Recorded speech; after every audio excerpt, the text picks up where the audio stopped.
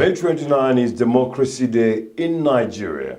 On May 29, 1999, the Fourth Republic of Nigeria was ushered in with the election of President Olusegun Aremu Okikiola Obasanjo.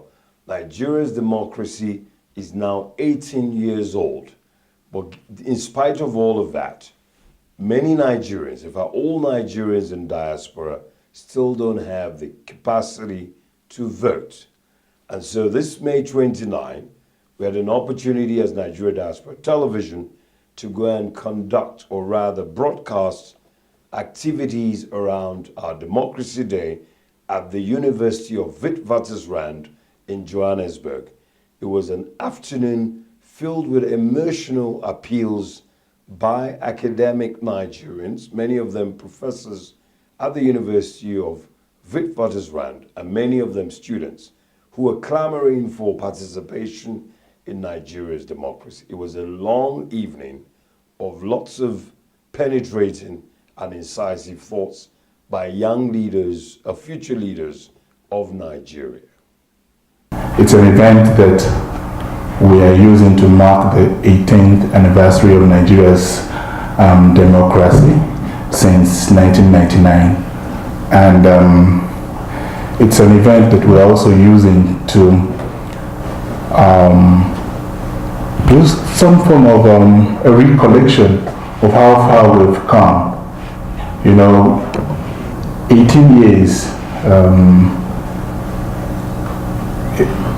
for Nigeria that we've known for a long time, since what you call the 1960, when we did not have any form of stability. 18 years of democratic rule is a huge achievement. It is not surprising that the majority of Nigerians at home and abroad are becoming disappointed in the democratic Nigeria due to the inability of our leaders to pursue a developmental state that addresses inequalities. A 2004 UN survey conducted in Latin America shows that 54.7% of respondents prefer authoritarian regime, such as Nigerian military era, to democracy, provided the former resolves their socio-economic issues. I am sure today that most Nigerians will opt for this system of governance given the current socio-economic conditions in the country. And this is the danger in most democratic states with weak democratic structures and leaderships. As a democratic state, Nigeria needs to be proactive and pragmatic in its approach by providing a developmental state model that will lead to socio-economic development, reduction in poverty and inequality, as well as an improvement in the standard of living of its people. While some democracy optimists believe that this system of governance can only reduce poverty and promote socio-economic development in the long term, that's democracy. Other scholars doubt its potential for poverty alleviation. So some people believe that democracy to take a long time for democracy to actually have, for that concept to have effect in the life of people, while other people believe that it's not even like a panacea to solve our socio-economic issues. How long should we wait to reap the fruits of democracy or to experience real socio-economic development in our beloved country? Now, I see Obasanjo as one of the best. I don't know what, there are a lot of people who have different perspectives.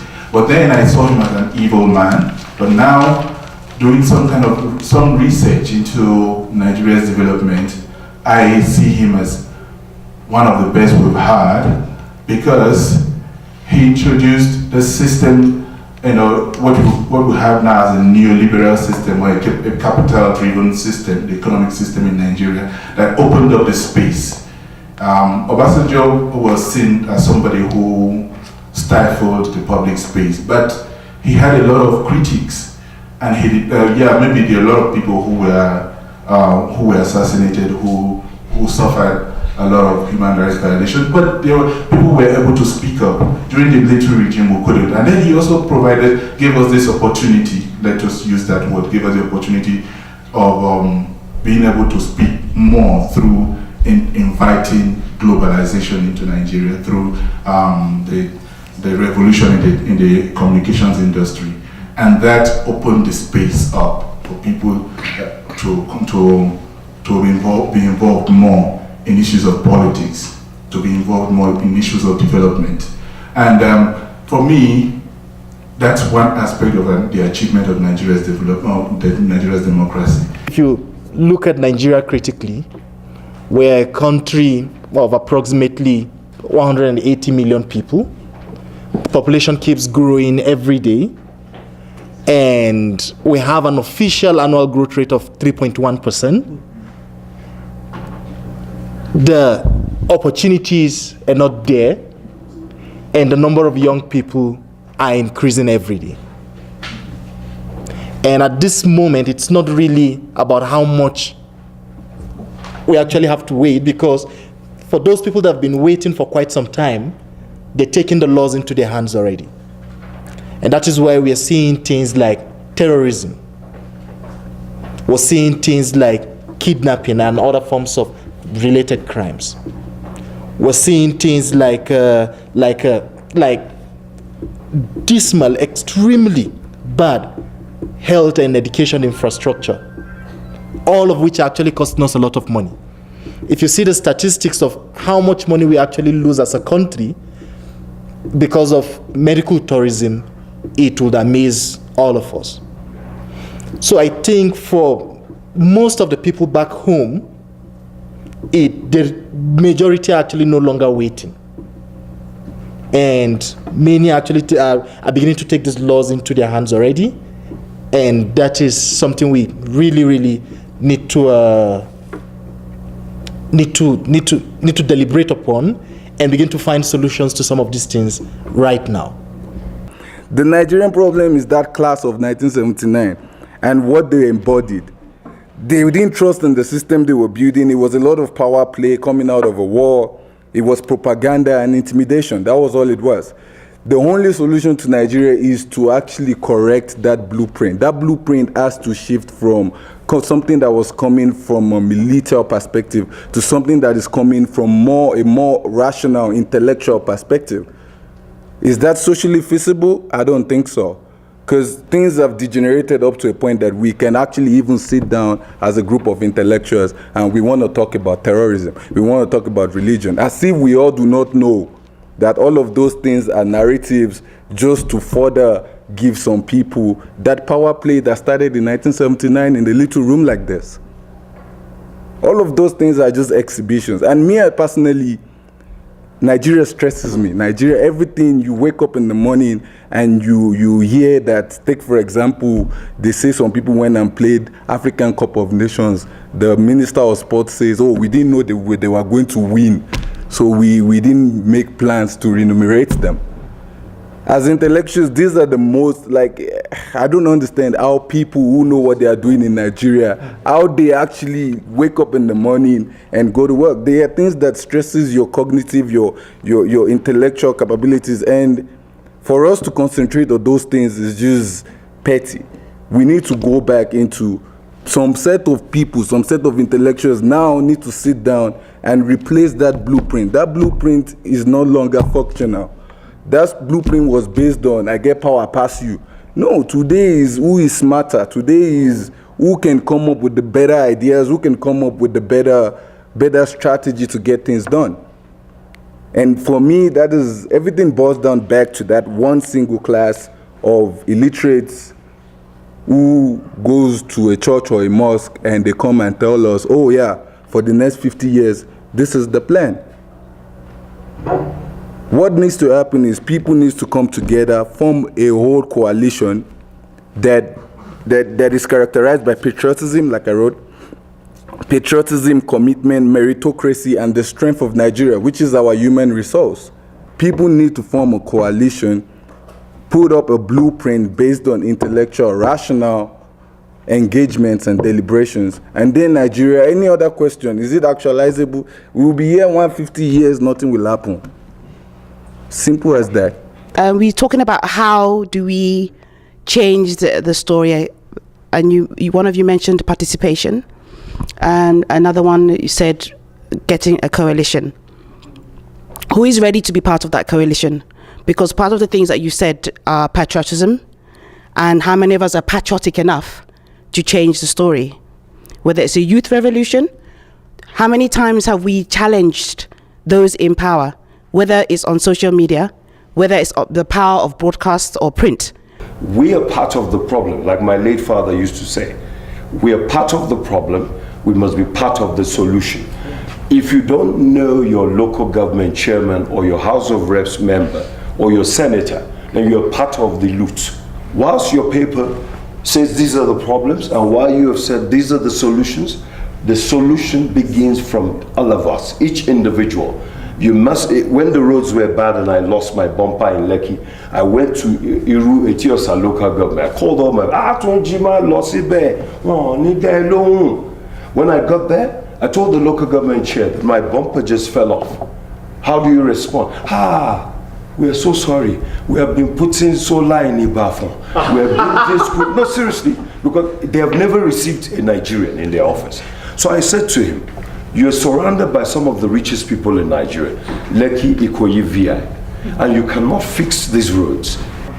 I'm surprised you mentioned constitution, because a constitution is only as powerful as the people who believe in it. We can have the best constitution drawn up with all the human rights and all of those things, but if we as a people don't believe in it, it's worthless. It's not what the paper is written on. So the constitution is not the problem. We can have, it's the fact that we don't believe in ourselves as a people. We don't believe we deserve good things, and we're not willing to fight for the good things that we believe in.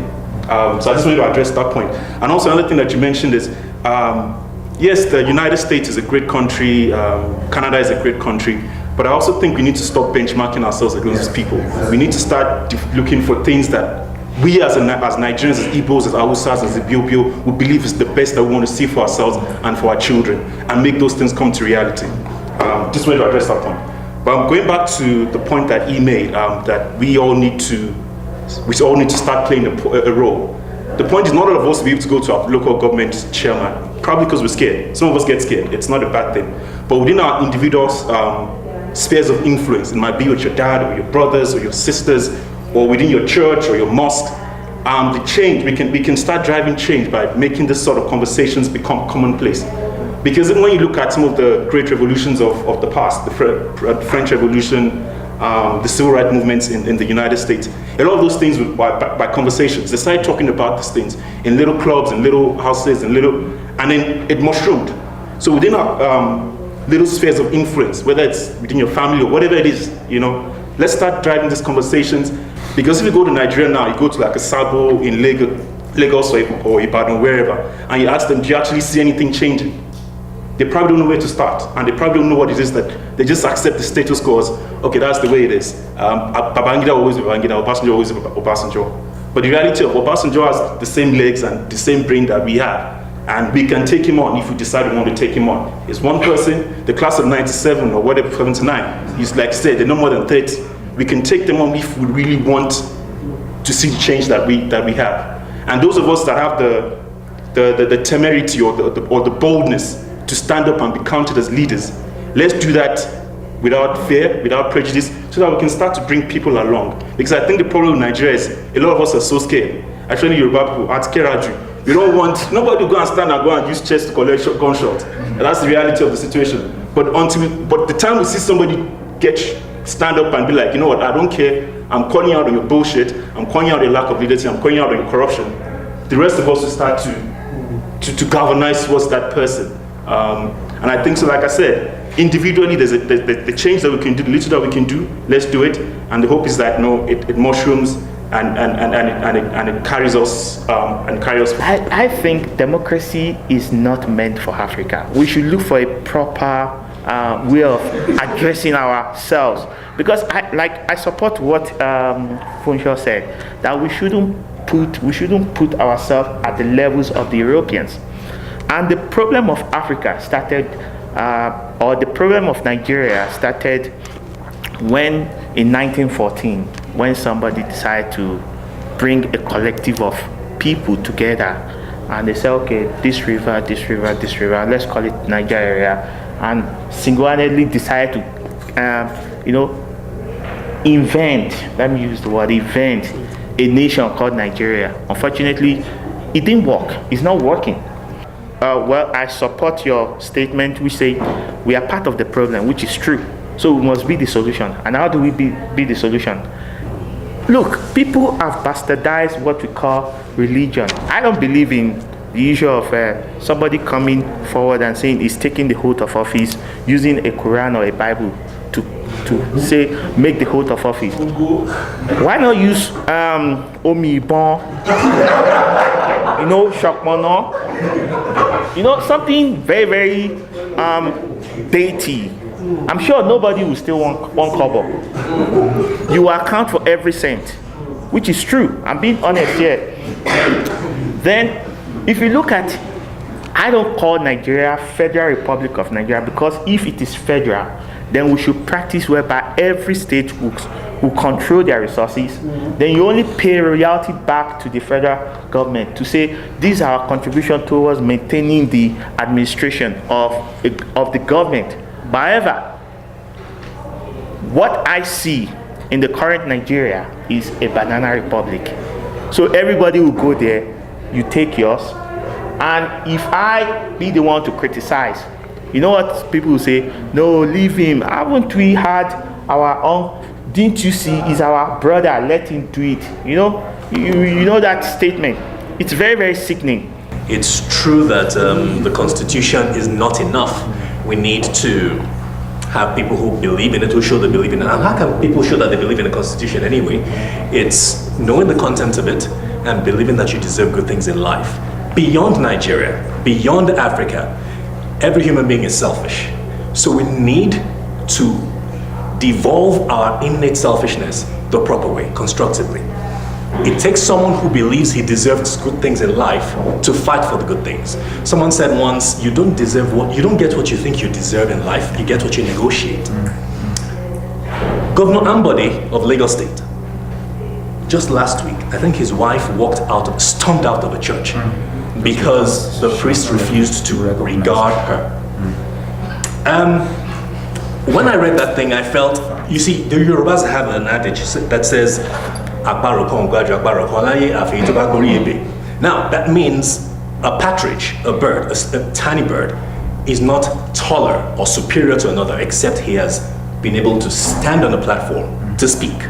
In other words, only those who have been able to elevate themselves somehow, maybe a professor in Canada, those who have really, planted themselves on some good platform can actually speak and be heard.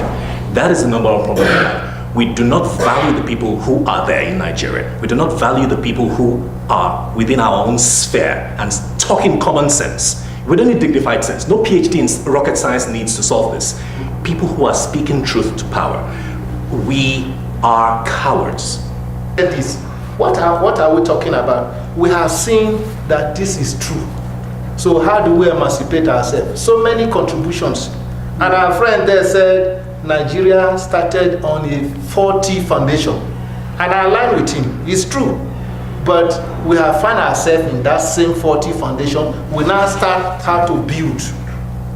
Is it you that is disempowered, like this health governor has said, that will come together? Is it because we have electricity here in South Africa 24 hours, we can gather here and we talk? Or is it the man that is burdened with just 3 hours of electricity out of 24 in a day in Nigeria that you expect without having to get better past my neighbor and all that? Is that what we are talking about? The basic amenities and infrastructures are lacking. And that's the more reason you come here and you say, but we thought we were giant of Africa. Yes, if you know that actually you have been there and you are here, you will not say, I thought we were the giant of Africa. But things are not working with us. One of the occasions I have to journey and took Rwanda Air. And I saw in the airport that there is Wi-Fi. Things are working. A small country. That is true. Which again might not be bigger than 1 or 2 states in Nigeria. But things are working. In us, you start today, tomorrow you go 4 steps backwards. Where are we to start from? That's my worry. It is interesting to be at a university, a major university in South Africa, where people, Nigerians, young Nigerians, are discussing the democratic dividends or lack thereof in Nigeria, given that we're now almost 20 years into democracy. And what we're getting from these debates here is that people are very passionate. They know exactly what they would like to see their leaders do, and they feel also that they must be involved in it. And that is why it is also crucial for issues around diaspora voting to come to the fore. And this debate here is really holding down all the issues, and they're making sure that everyone is aware of what they feel. So everybody's getting involved. Women, young students, even their professors are involved in this debate. And since I've been in South Africa, I've never seen Nigerians in this kind of environment discuss their democracy. It's never happened. This is the first. And we will encourage that this happens. And NDTV will even try and put together its own Democracy Day debate in 2018.